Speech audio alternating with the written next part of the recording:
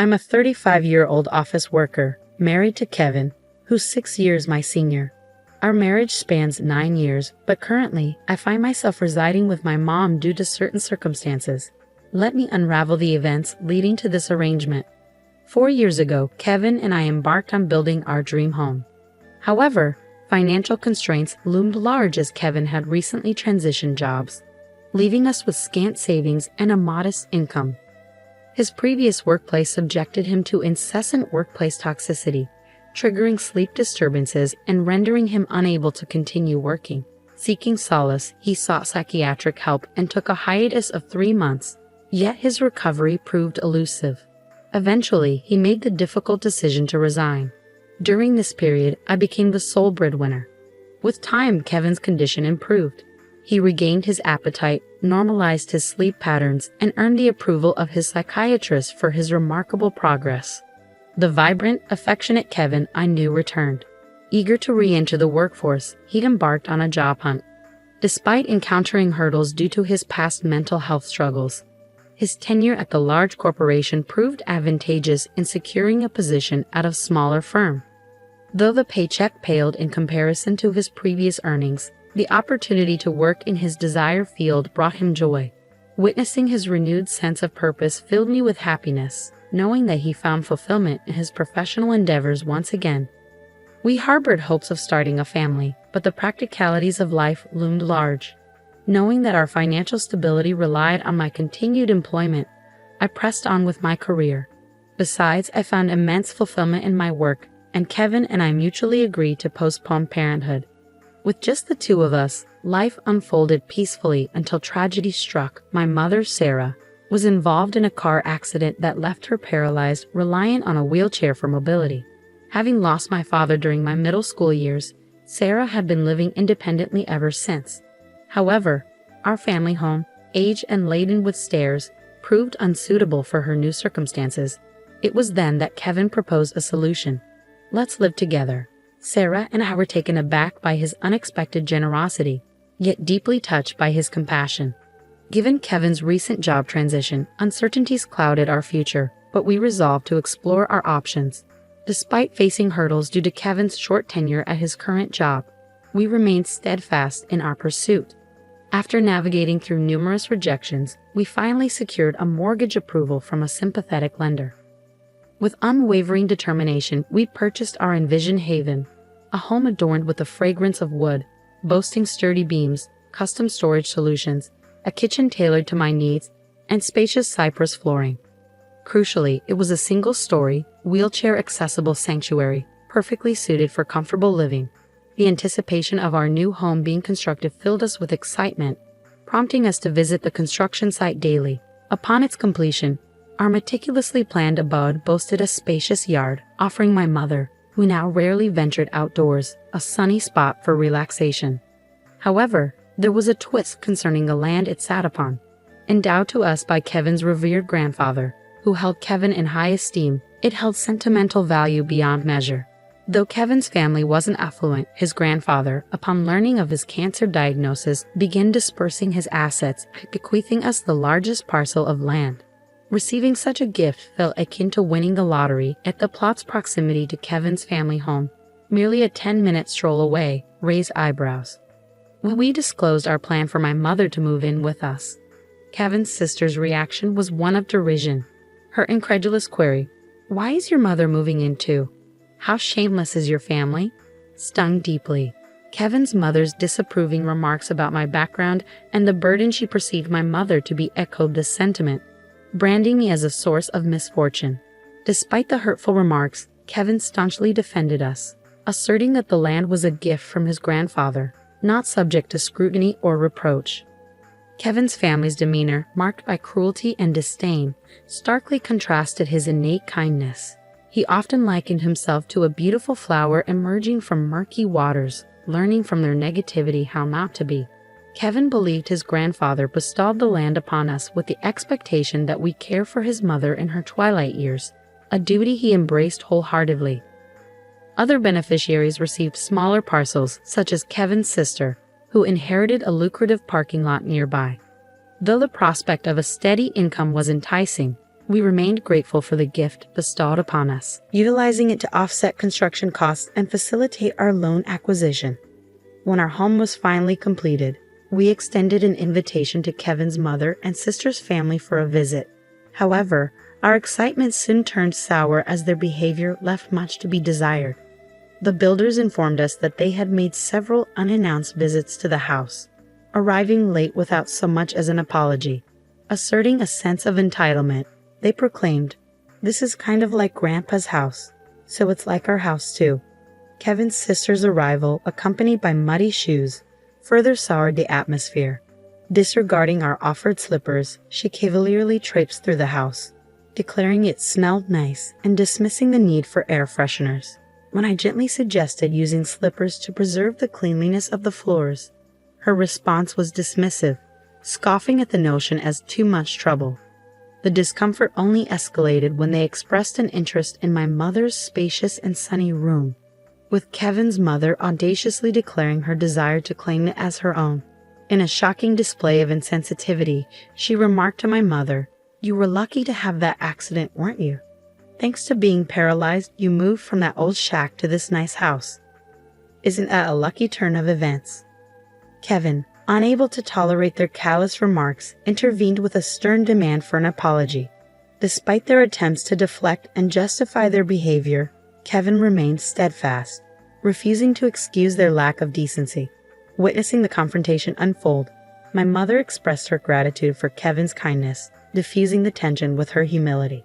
As Kevin's mother and sister-in-law departed, leaving behind a lingering sense of resentment, my mother offered her apologies for any disruption caused. In a display of unwavering support, Kevin shouldered the blame, expressing his embarrassment over their behavior and reaffirming his gratitude for our shared living arrangement. Moved by Kevin's kindness, my mother was overcome with emotion, highlighting the strength of our bond amidst the trials posed by his family's demeanor. Living in close proximity to Kevin's parents meant that our neighbors had known us for years, their kindness a familiar comfort in our lives. As we settled into our new home over the course of 4 months, I noticed a glimmer of joy returning to my mother's eyes. However, the tranquility was shattered by an unexpected phone call I received at work one day. The news that my mother delivered left me reeling with disbelief. Kevin had collapsed at his workplace, sending shockwaves of fear coursing through me. Hastening to the hospital, I clung to the hope that it was merely a scare, reassuring myself with visions of Kevin's usual jovial self. Arriving at the hospital, my heart sank at the sight of Kevin tethered to a web of tubes, his usual playful banter silenced by the gravity of his condition. The doctor's grim prognosis shattered my fragile optimism, plunging me into a surreal nightmare. The weekend plans we had eagerly anticipated now felt like distant memories as the harsh reality of Kevin's critical state unfolded. Devastation struck with unimaginable force when Kevin passed away, leaving me numb with grief. Amidst my anguish, the arrival of Kevin's family only added to the turmoil. Their accusatory words pierced through my sorrow, casting blame upon me for his untimely demise. Bereft of the strength to defend myself, I crumbled under the weight of their accusations. It was my own mother's arrival, consumed by grief, that finally unleashed the floodgates of my tears. Together, we mourned the loss of Kevin, our shared sorrow a poignant reminder of the love we had lost. Yet, even in our darkest hour, Kevin's mother's callous remarks echoed with cruelty, severing whatever remnants of familial ties remained. With a final, disdainful parting, she left us to grapple with our grief alone. The somber task of arranging Kevin's funeral fell upon us, and we found ourselves at the funeral home alongside a funeral director. The news of Kevin's passing from a brain hemorrhage felt surreal, especially considering he had been his usual self just that morning. Informing my mother-in-law of the funeral arrangements yielded little response. She tersely conveyed her intention not to attend, citing Kevin's perceived allegiance to my mother and me. Her daughter, my sister-in-law, echoed this sentiment, declining to participate as well. Despite their absence, the viewing drew a crowd comprising many of Kevin's co-workers and friends. Their presence was a testament to the profound impact Kevin had on those around him. Tears flowed freely as mourners bid farewell to a cherished friend. The funeral itself was a poignant affair, underscoring the depth of love and affection that surrounded Kevin. Amidst the grief, I found solace in the company of those who shared in my sorrow, grateful for the opportunity to spend the day honoring the memory of my beloved husband. As difficult as it was to reconcile with the absence of his family, I couldn't help but reflect on the inherent differences in our ways of grieving. I received an email from my mother-in-law, but its contents were inappropriate, leaving me hesitant to respond. Her persistent inquiries regarding the life insurance money only intensified, flooding my inbox with further demands. Feeling overwhelmed, I opted to ignore her messages, unwilling to engage with the topic at that moment. Upon returning home, a peculiar sight greeted us. A light illuminated from within, contrary to our usual practice of switching off all lights before leaving.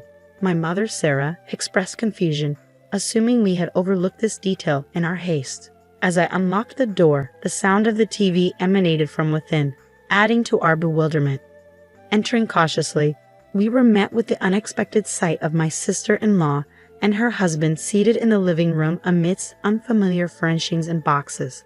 Struck speechless by the intrusion, I struggled to comprehend the situation unfolding before us.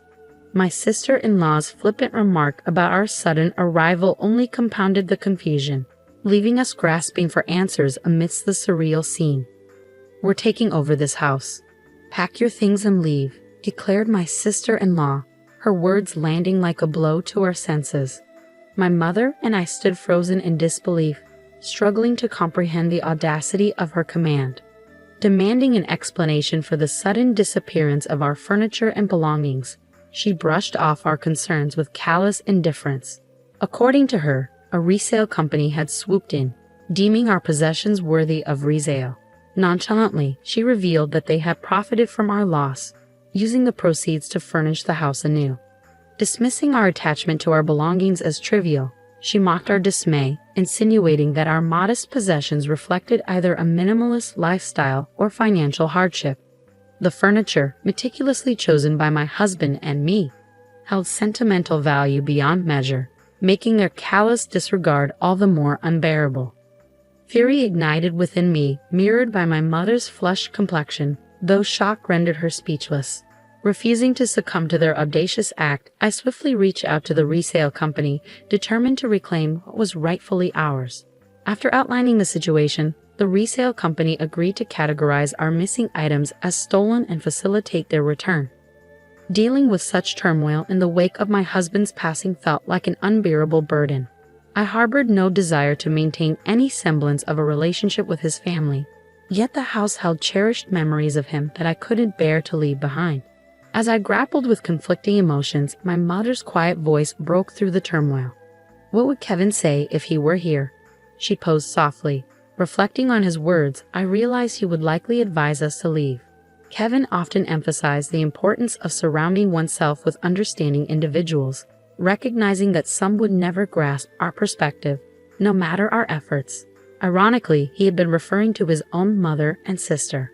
Accepting the inevitability of their interference if we stayed, I swiftly secured a lease for an accessible apartment.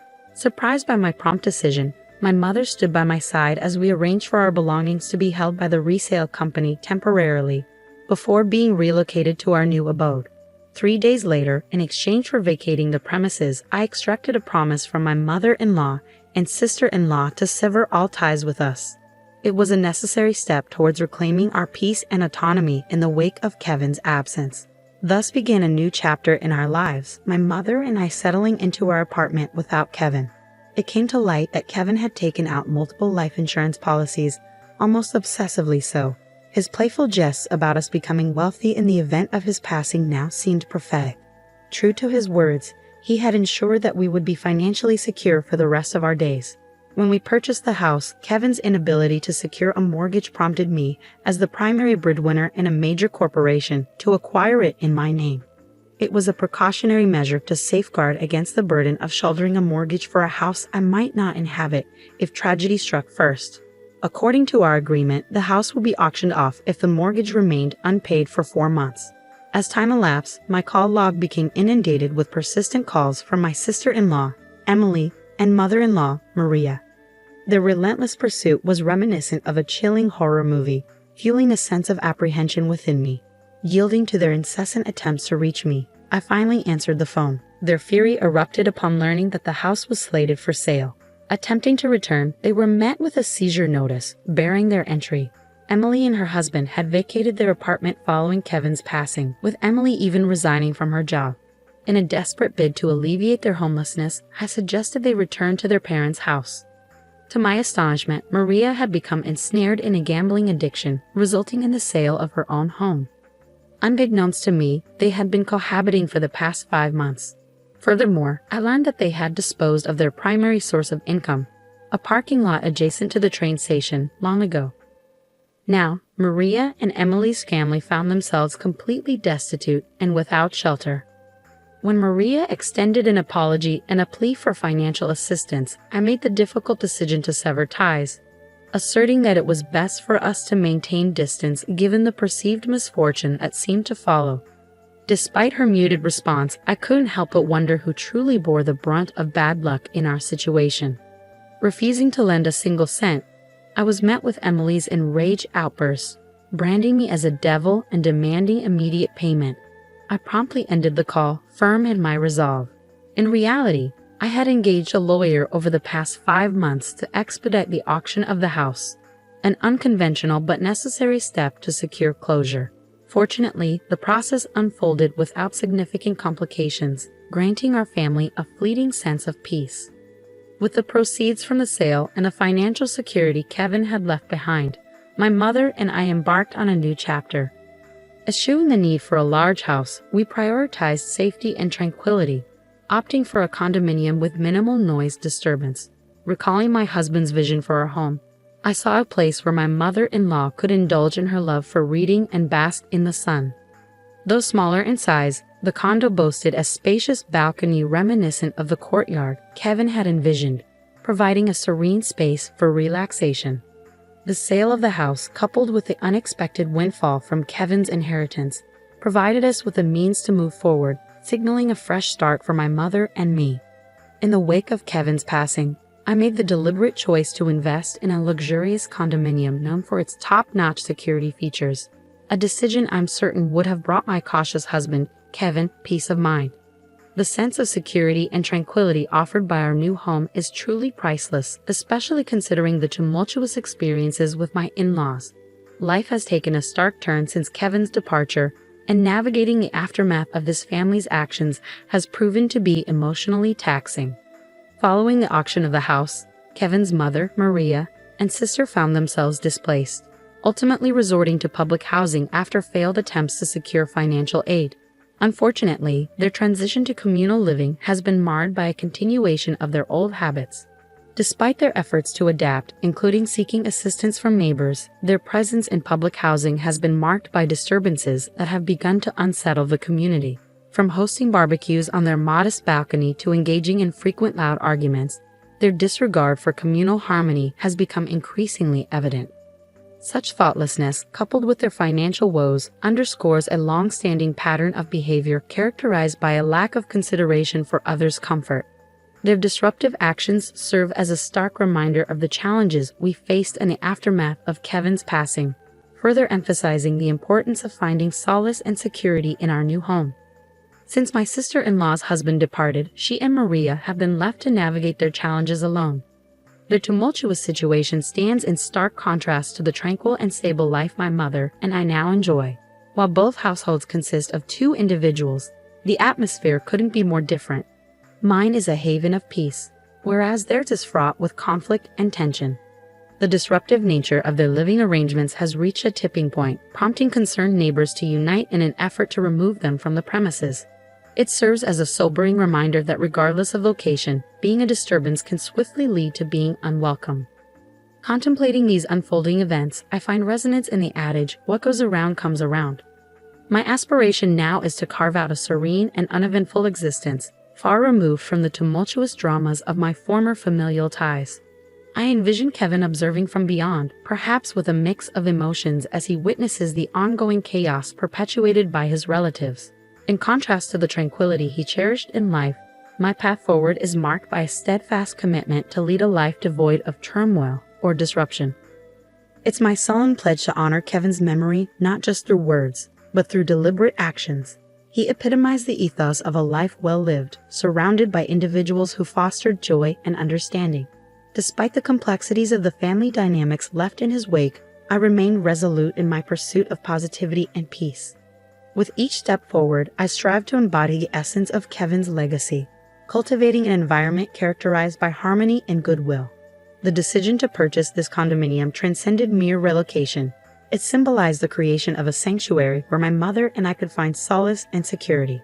Amidst the tranquility, order, and absence of turmoil, we relish in each other's company and embrace the moments that truly matter. Though smaller in size compared to our former residence, every nook and cranny of this new abode holds significance, every instance of quietude cherished. Through this journey, I've gleaned invaluable lessons in resilience and the art of pressing forward. Fond recollections of Kevin, brimming with love and laughter, serve as a guiding light, inspiring me to embrace life with authenticity and compassion. His legacy of kindness serves as a beacon, urging me to ensure that his spirit lives on through acts of empathy and generosity. In honoring his memory, I find solace in the pursuit of a life well lived. Amidst the tranquility of our chosen refuge, I am steadfast in my commitment to not only live for myself, but to embody the values that would make Kevin proud.